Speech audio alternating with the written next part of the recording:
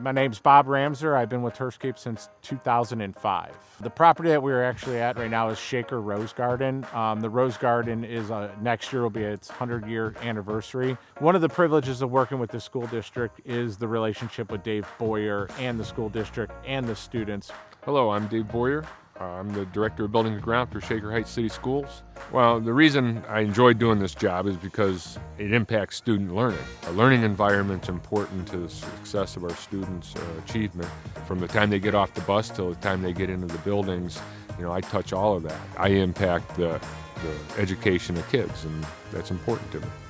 Turfscape even offers, services as far as education goes and teaching kids and including them in projects. So, that goes a long way for the district to be able to partner with somebody like that can bring that knowledge and experience to the kids. So the relationship over the last 5 years is been a give and take, working with the teachers on native plant materials so that they could teach their students how to self-sustain and have a spot to sit and study and learn about native plants in our area. Well, my experience with Turfscape has really been great. They understand the community, they understand the district and our goals and objectives when it comes to the grounds, and they take steps to make sure that we maintain that. The Turfscape, their philosophy, their standard and everything, they align with the district mission and with our goals and objectives and our standard.